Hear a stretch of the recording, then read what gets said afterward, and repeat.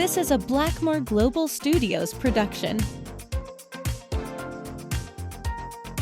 Hello, welcome, and thanks for joining us on this first in a series of podcasts from Blackmore Global. I'm Roger Fagg, and I'm the founder of Blackmore Global.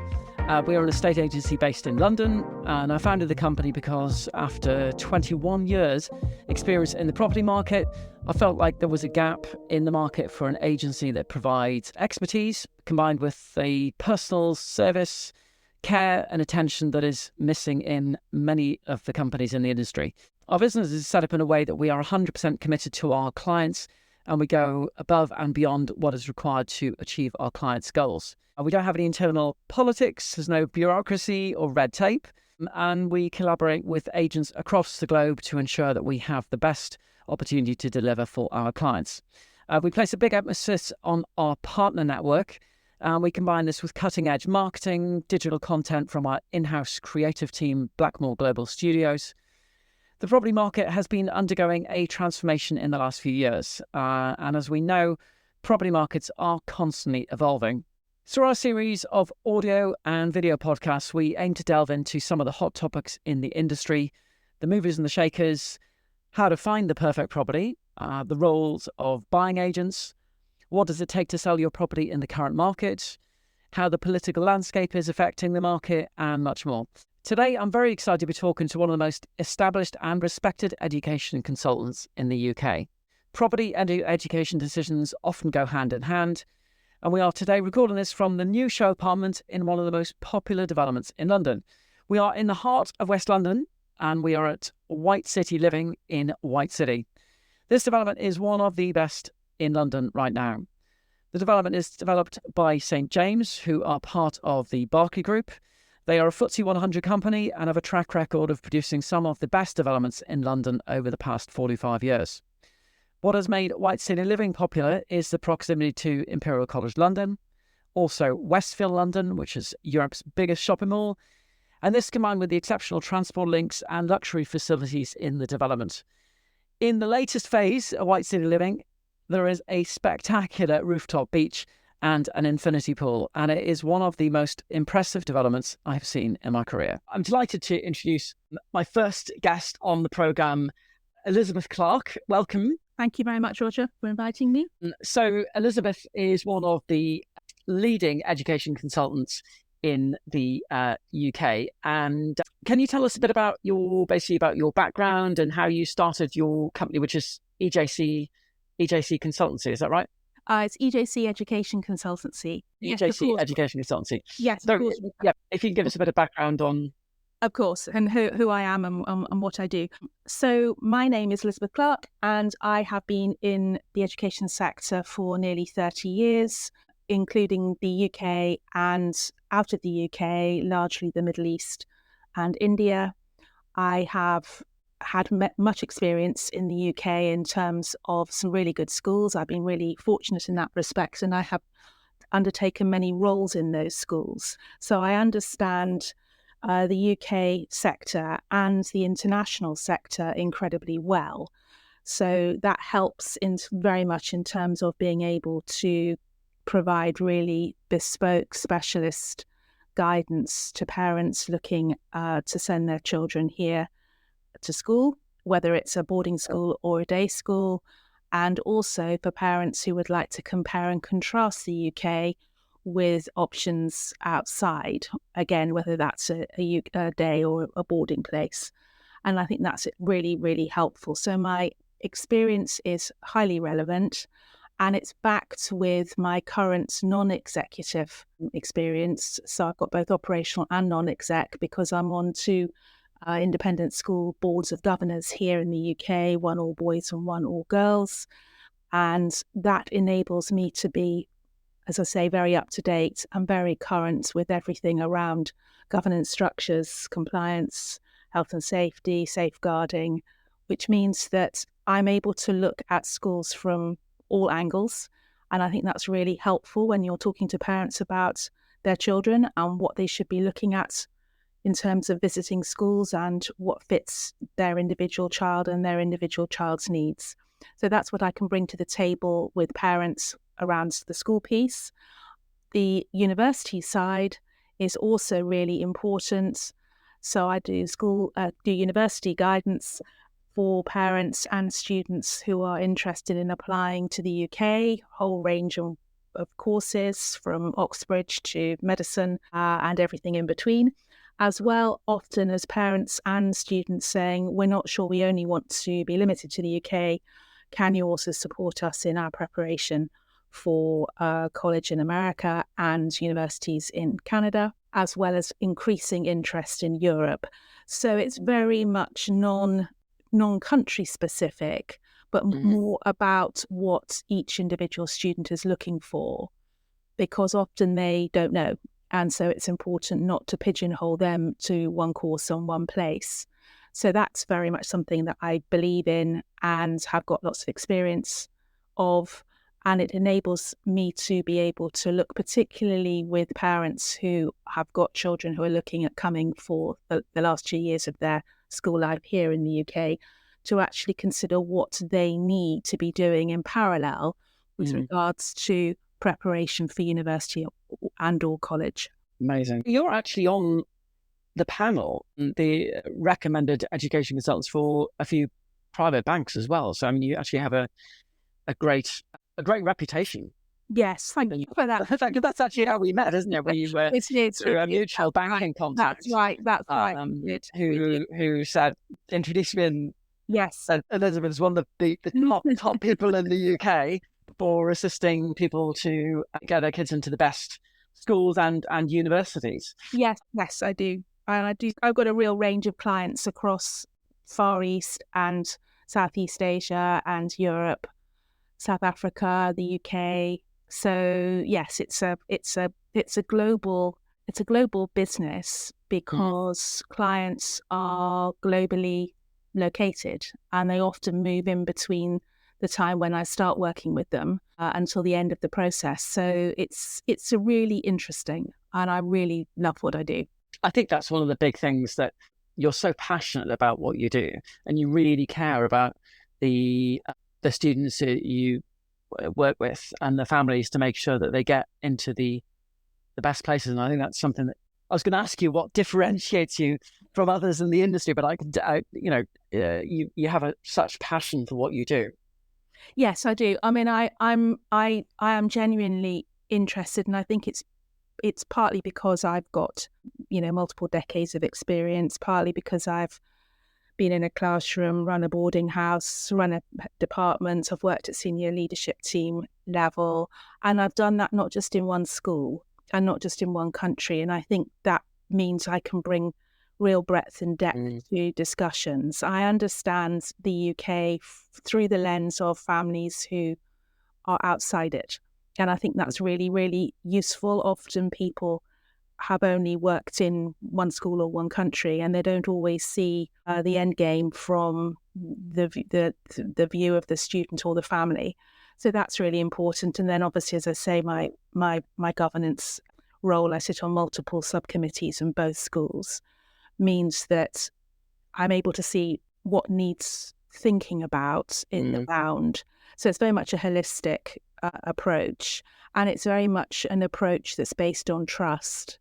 And that's really important. I find that's critical. Parents need to be very upfront and honest about their children, and that's a difficult one to do if you don't have that trust base. So I think it's the combination of all of those things that enable me to be able to help the children and help their parents. The trust thing is such a critical thing, and same as working in the property industry with people that I work. The trust is critical. People need to have trust in the professional people they work with, and it's no different if you're working in a way in property, but also in the education sector, and building that trust. And when parents have a confidence in you being able to get their children into the best schools and the universities, that means everything. Yeah, absolutely, indeed. And actually, also coming from your international experience, I think that is extremely valuable. It's a similar thing for me, because I've worked in and lived in China, worked in Shanghai for several years. I've also lived and worked in Australia, and my last role that I did before setting up my business, I used to travel all over the world selling real estate, and I've gained a lot of experience in dealing with buyers from all across the world. And you build up an understanding of how those people in those different countries operate and their different needs and requirements. So I think it's a great thing that differentiates your consultancy from some of the other people who will be offering that service, that you've got a really good understanding of different requirements from international families. Yeah, indeed. What are the costs? What are these kind of costs of sending children to the top universities in the UK? And, what is the sort of range of fees?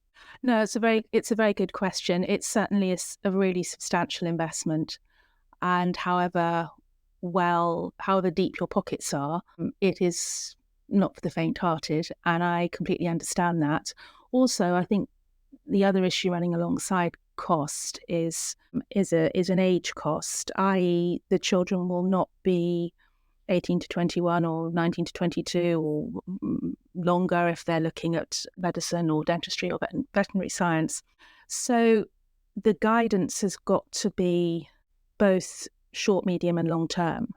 And parents need to be aware of that. They will not be going through this point in their lives again. So it's both time and finance. And also the investment is around the fact that once their university is on their CV, it remains there. So it's really critical that they do put the investment in both in terms of time and money for their children. So it will very much depend upon the course. It very much depends on the university. So perhaps the most expensive places we're looking at in the UK, anywhere from sort of 25 to 35,000 pounds a year in terms of fees. And obviously that doesn't include living costs, down to much less than that. I mean, it is substantially more the fee for international students than it is for national students, but nonetheless, we're looking at a substantial amount of money. For schools, currently it's going to be north of £50,000 a year for a boarding place, and with north of 50, north of 50 going forward. Anybody applying for, say, 2025 place and beyond. So, and that obviously that's the base fee. That doesn't include any extras in terms of school trips, etc., etc. So these are seriously large sums of money, and parents want to get the investment piece right, both financially, but also in terms of what the children are actually going to get out of that education. And some of that is academic, some of it isn't, some of it's around value and culture and peer group and a general personal, social and emotional development that is going to provide them with the tools to ensure that they can move from being quite young teenagers through to being young adults. It's an increasingly competitive world, and the existence of social media means that, and screens and availability to see the world in a way that perhaps previous generations didn't have, mean that really how they're educated, why they're educated and for what is really critical. So that level of guidance is really important. And yes, it's a significant investment piece. I would say now that private education, be it university, but particularly school, falls into the sort of top 3 luxury brand in terms of costing. So making sure that you've made the investment in the guidance, it's a very small price to pay for getting that decision right. I think, as you say, though, actually, it is a small price to pay, because it's, if you look at the long-term outlay that parents are spending on that education, it is a small price to pay to make sure that it's the right fit for the child and for what they are like. And it's interesting, actually, you touched on the point about culture there, because I think actually the children who are going to study overseas, it's massively beneficial to experience living in another culture that's different from your home culture.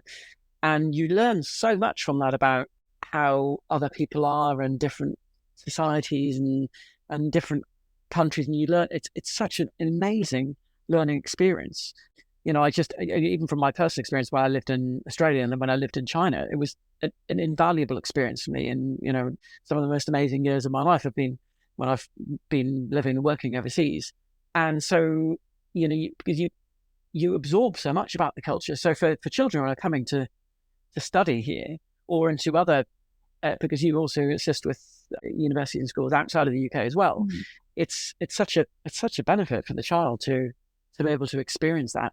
And then, for later on in life, for getting jobs, when it comes down to, I suppose, very competitive societies, then, the children who have had that experience of studying overseas is obviously puts them in much better standing for employment. Yes, indeed. And I think it also provides them with a level of confidence and adaptability and an appreciation of their own culture. I think we've all been teenagers. We all remember thinking that the world was against us and it was all dreadful and awful. And perhaps when you view your own culture through the lens of others, that can also be quite life-affirming. And it provides an opportunity, I think, for young people to look at themselves and look at life beyond me, myself, and I, which is very easy to do in any culture, and particularly at those sort of teenage years. It is such it's a real benefit having that extra the cultural experience from studying overseas, and almost like an invaluable experience which you wouldn't necessarily get if you were just you're based in another country and you're just in that home country and you don't get that experience. It's obviously just then purely an academic experience, your education, whereas it becomes so much more of a valuable experience of people, the children are studying overseas. Interesting, actually, you mentioned about school trips there as well, because actually that is, I guess, an additional cost, but then again, even more of a valuable experience for the child. Yes, quite. And can you walk us through the sort of process you use to help students get into those universities? What are the sort of steps? Do you have an initial consultation with the parents? How does that work? Yes. So basically, I have an initial meeting with parents, usually online, but not always, and with lots of questions from my side, and as much information about their child as possible, ranging from school reports and assessments to what their particular strengths are, particular interests are, and where they may need some learning support. And then I meet the student online, and we then move to a kind of proposal stage, which then parents either say, yes, that's great, we'll start work, or no, thank you very much, we don't wish to. So that's how it works. And my advice always is to parents to start as soon as possible within the bounds of sort of that age range appropriate level. It's interesting, Elizabeth, that you were actually talking about that parents need to prepare this as early as possible. So that's something that parents need to have on the radar, I guess, almost from after their child is born, and then thinking about the education side of things. Yes, I mean, I think obviously not for university. I think, Roger, even that would be a bit early for me. But certainly if you are looking for a London day place at a nursery, for example, then sadly, yes, literally from maternity room, if not before, you would be needing to put your child's name down. So it very much depends on which school at what stage.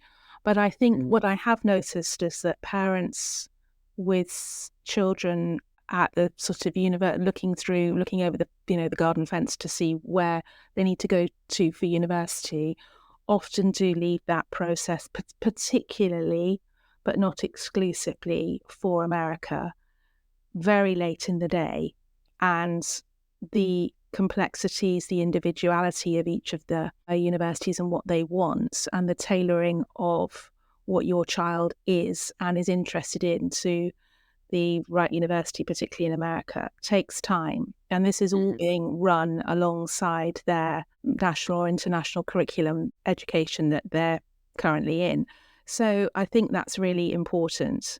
And not every school focuses and has the right level of support and culture and bandwidth to provide higher education guidance and advice beyond a fairly sort of narrow university UK approach. So I think that's where starting earlier is really, really important. It allows the children to explore and parents to explore the options, look at the approach, look to see what they need to be doing at what stage, why and when in a manageable and calm fashion, rather than rushing it through the door at the last minute and realising that only part of their application meets the requirements of any course or any university.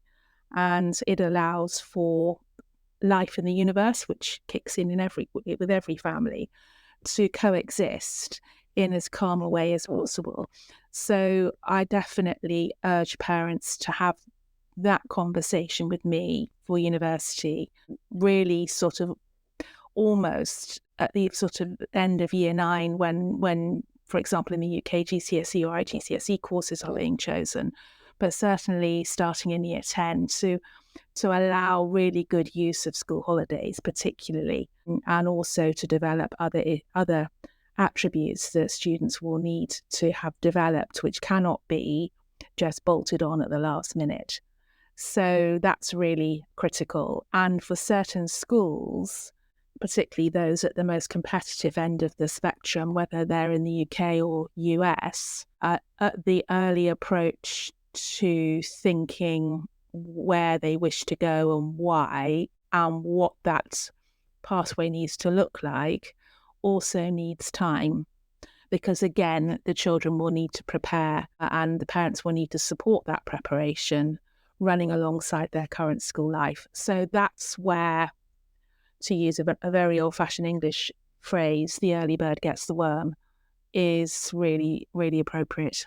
Yeah, it is. It is very true. The early bird gets the worm, and yeah, early preparation definitely makes such a difference for that. And also that, so many other things in life. If you're the more prepared you are for something, the better chance you have to get a good outcome. Do you have any case studies or success stories that really stand out where you've been able to make a really particularly significant difference in terms of that student's educational journey? Yes, I'm thinking particularly at the moment of one girl who is about to go into her second year of senior school here as a boarder, and she has been offered an academic scholarship based on the progress and success in her first year, and she went to a very, very good boarding prep school at year 7, which is really interesting. Many of her peer group, that's still quite early internationally to come to the UK. Not all of the peer group, but there is still some reluctance at for parents to send their children before age 13. And she has said that the progress she's made at the first year of her senior school is without doubt due to the foundation she got at those 2 years in the prep school that she went to. And she even compares the progress that she's made as a result of the prep school choice that we made as a family with her to the peers that she has met with other prep schools. So it's that level of foundation building that's already giving her the confidence intellectually and personally to be quite ambitious. So I think that's been a great success, and I'm going to be very interested to see how she develops in the next couple of years. So that's one. I certainly remember a family out of the UK who were very early in their approach to When I say early, it was still quite unusual for, at that point, families to be looking to come over below 16 plus. And the family, or the mother, was very good at saying, let's look and see what's around. And her daughter found her first year here in a boarding school quite difficult, quite challenging from the point of view that she hadn't been away from home before. But looking back, her daughter now realizes the value. And again, the foundations were there for her to be able to make a successful application to Columbia. So those are bar two. I've got a boy this year who is here in the UK, who's been offered a place at the University of Toronto to specialise in maths and physics. And so it goes. So yes, I'm very fortunate that the children that I tend to work with are ones that, from a whole range of intellectual backgrounds and varying strengths, are focused on, in a sense, driving their own bus, i.e. being able to look ahead and take charge of where they want to go and why. And the thoroughness of a really good careers information, education and advice program that's based very much from student to student enables them to feel they're in control. And I think that's part of the challenge that teenagers have. They don't feel that they are as in control as they would like to be of the process. And, very few schools have got enough bandwidth to be able to support what they need, particularly, as I say, if they are doing multiple applications, not just within country, but out of country as well. So I think that's why the earlier they can start and think about who they are and what they want to achieve and why, the better. And that enables them to look at what's on offer in their schools and get involved with clubs and societies and co-curricular and extracurricular offerings that perhaps they wouldn't have done because they wouldn't have had the confidence to do so. And they wouldn't have seen the relevance of becoming involved. So I think that's where early starting really does help. Do you think a lot of the students have issues with stress? Or, because obviously there's a lot of pressure for the child to undergo a lot of the application processes and studying. I think school is quite stressful a lot of the time, enjoyable, but also stressful. How do you help students manage that stress? I think the critical thing is to enable them to realise they can do it, that they can juggle the balls, that they can manage the process, that they know that I'm on their side, that I am not in their schools. So therefore, they're able to have conversations with me that are both confidential and different to ones that they may have with their housemaster or housemistress or tutors, teachers, etc., etc. And I think that's really critical, that trust base is there, that I'm able to be both supportive but also constructive in saying, you need to improve on this isn't good enough, whilst at the same time saying, are you sure this is the route you want to go down? And I think if they feel supported and the time frame is sensible, they will realise that it is a doable process. Yes, they have to put the work in. Yes, they will have to use some of their school holidays, but it is doable. And it's doable because I've worked with students before them who have done it. And I think that's really, really important. But I think the issue around trust is critical here, where they're able to be honest and say, I know my parents are ambitious for me, but I don't think realistically that's going to be the best fit. And likewise for me to say to parents who are sometimes incredibly ambitious for their children, be careful that this is really the best fit and why. So I think the process in a sense, if it is thorough, and part of why I think I'm different is I I'm very happy to work weekends, and I understand about working with different time zones, etc. I'm able to give that level of one-to-one that students often need, and sometimes it's just a small thing that they've got stuck on that they don't know where to go with, and sometimes it's obviously much more complicated. So it is that level of confidence that they need to have in me and my ability to support them.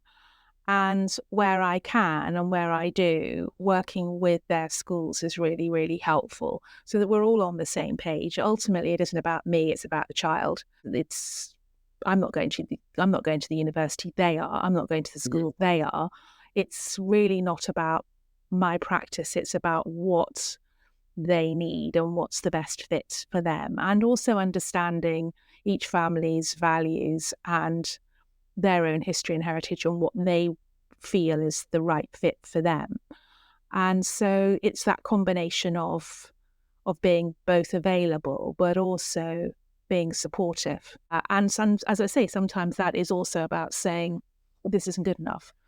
And when they know that you've got their back and that you're really wanting them to do well and succeed and give it their very best shot, I don't find many children, in my experience at least, have come back and not followed through.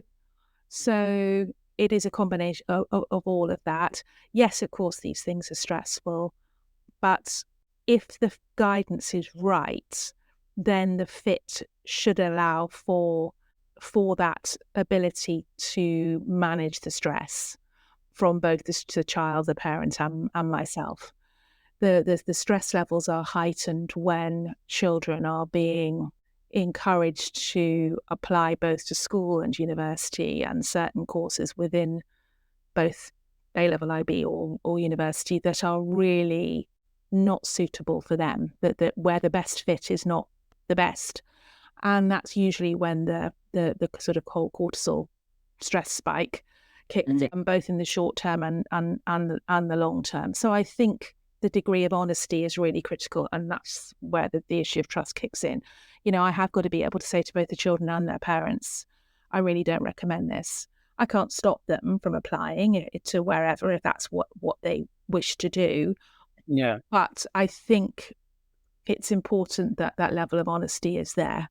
And unlike some, in a sense, both some schools and also some consultants, I deal with quite a range of children's ability and interest. I'm not only interested in children who want simply to be an Oxbridge applicant or an Ivy League applicant. And that enables me to continue to support a real range of children from all over the world, including the UK. And that's actually how it should be in my book. I think it's, when you talk about giving the child the confidence there, I think that's such a hugely valuable benefit from having yourself there to guide the child through that education process. And I think there's very much a synergy similar in what we do here at Blackmore Global, and myself and my property career is giving buyers or sellers the confidence with their transaction and giving them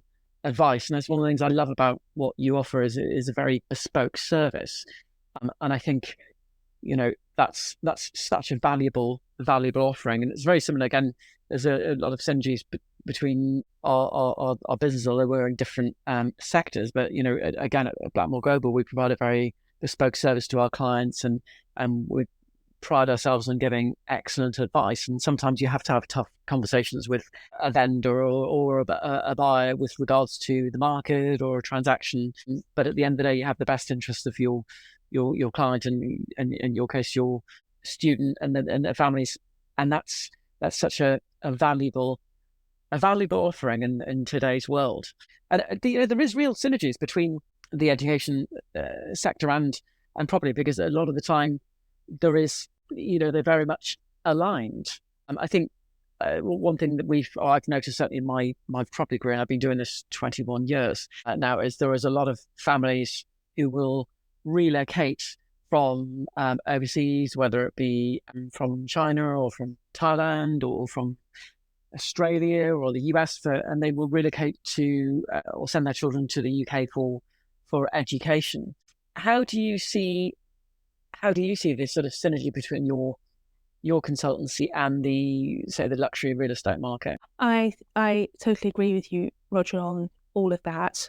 Sometimes families that I talk to and work with have already got property in the UK, and that's a big pull in terms of them making a decision that it's the UK versus somewhere else. But sometimes they don't, and that's then my next question, depending on where we are in the process. So yes, I think it is I think they're both of our sectors are our lifestyle, and both of our sectors are fairly fundamental to the human race. We need places to live, we need a roof over our heads, and we need to be educated. So in terms of investment, in time, they're both big investments, but they're also fairly non-negotiable. Now, obviously, how far and to what extent becomes the next part of the discussion, but nonetheless, you can do without many things in this current climate, but a home to live in and an educated family, I would say, are two that are much, much, much tougher to navigate without. There's been so many people in my career that so many buyers that I've worked with where the education element is such a huge impact on where they're wanting to live. And London continues to attract, the UK as a whole, so many international buyers because of the fantastic schools and universities that are on offer here. So it's been, throughout all my years, I've worked with so many different families and who have been buying in the UK because their children are going to be studying here. And then obviously it's really important for them to find the right property in an area which is going to be next to where their children want to be. But also there's other factors that go into the purchase decision as well. Things like obviously the price, but the location, but things like amenities and, where we are today. But again, I'm extremely grateful for St. James and Berkeley Group for allowing us to use this amazing show apartment for our recording today. But, this development, White City Living, has been hugely popular because obviously you're literally right next to Imperial College London. And that's been such a big driver in the reasons why this has been one of the most popular developments in London, because you're literally right next to a top 10 university worldwide. But also on top of that, you have the level of amenities. There's a huge amount of facilities within the development, 24-hour concierge, a gym, private cinemas. You've got indoor and outdoor swimming pools. And these amazing, there's about 8 acres of landscape gardens within this development. And also you're literally next to the biggest shopping mall in Europe, which is Westfield London. So it's a fantastic offering. And for students who want to come and study in London, this is the most amazing place because you've got this stunning development with all these luxury facilities and, really great, safe environment. But also you've got the convenience of the biggest shopping mall in Europe, literally on your doorstep, and then transport links, which again is a huge influential factor when people are buying property. But here you've got 2 tube stations, literally at the entrance to the development, and you can get into Bond Street in 12 minutes. It's 25 minutes to the heart of the city in the finance district, and it's half an hour to Heathrow Airport. So things like that are really important when people are making the decision of where to locate. And very similar to your industry, where people rely on getting good advice to make that right decision. Because if you don't get your price and your location right, those are the 2 sort of things that you can't change after you've bought a property. So buying at the right price and buying the right location are really, really critical. I think, Roger, also you raised an interesting point there about safety. And certainly I would say that somewhere that as we are at the moment here in White City, that the proximity to Imperial is obviously fantastic. But I think one of the things that families do need to think about is student safety, and the expansion of universities has not always meant that student accommodation has expanded as fast. And in London in particular, that is quite a challenge. So if families have the opportunity of looking at property purchase alongside the geographical location of their child's university, that would be really, really worth doing, because often the attraction of a university, students don't then think, where would I be living in years perhaps 2, 3 and 4, and how far out from the university will I be, and what's the commute like, and how safe will I be if I'm going in and out on my own? Yeah, it's very true. In winter, etc., etc. So I think it is certainly something that families need to think about, students need to think about, and if there is an opportunity to look at the connection between property and higher education in London or out of London, then they would be very wise to do so. I think that is interesting, the security thing. And here, it feels so safe here at White City Living. You've got not only the 24-hour concierge, but there's building security here. There's a lot of CCTV. There's a huge amount of security at Westfield. And then also across the road, there's the old BBC Television Centre. There's a lot of security there. There's also a new business and tech district called White City Place, with a lot of businesses and new startup companies that are based there. They've got UK headquarters for Calvin Klein. Tommy Hilfiger is based there. You've actually also got Royal College of Art. They also actually have a campus based at White City Place. And also ITV, second biggest TV network in the UK. They are also based here. And also there's security at Imperial College London as well, which is literally just across the road. So it feels extremely safe. So it's one of those really nice things that people get peace of mind. Somewhere like here, that their children are going to be safe. Yeah. What are the top 3 pieces of advice that you would give to parents preparing their children for these top universities and schools? So let's take schools in a sense first. I certainly, as I said today, giving themselves time is critical. Giving the children time to prepare, to look at schools, to sort out the kind of preparation in terms of sort of academic assessments that the children will have to do. But I think also being really honest about who they are, what they want for their child, and really knowing their child, and being prepared to accept that the child will not remain at that age, that they will develop, and being confident about that decision. So I think that those are some sort of tips that I would say from the school perspective. Certainly the older their children are in terms of looking at coming over to boarding school, whether it's here in the UK or outside, the more time they need. And I think that's really, really important. And in terms of university, I would certainly say, one of the key secrets lies in research, both of courses and places. And again, being really honest about how they want to spend, sorry, Roger, hacking away here, how they want to spend their 3 or 4 years and what they want to get out of it.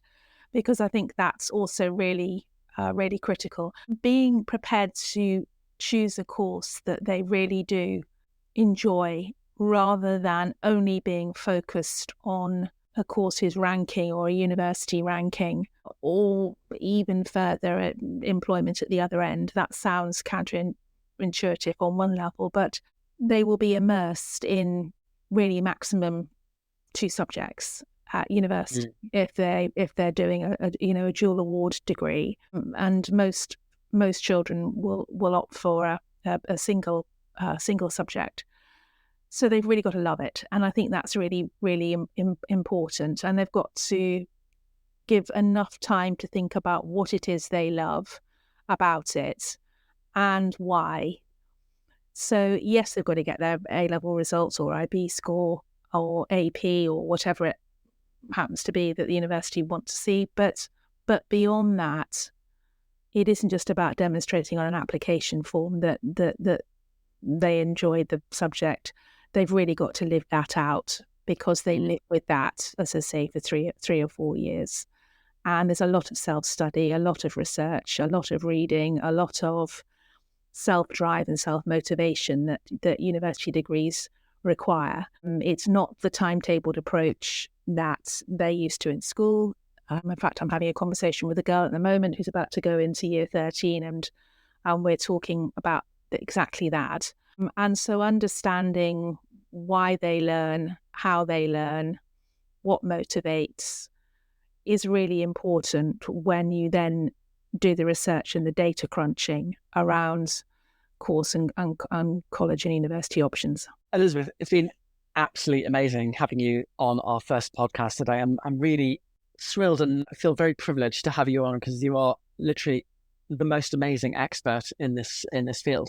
How can our listeners get in contact with you if they're looking for education services? Sure. Well, I've got a website, which is EJC Education Consulting.com. But also on there, I have an inquiry form, I have a WhatsApp option, I have an email option. So those are really the best ways of contacting me.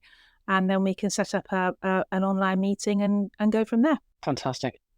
Really, really appreciate it. So a big thank you so much for coming on today. It's been really so great to hear about your service and your thoughts on the education sector and obviously how this interlinks with property.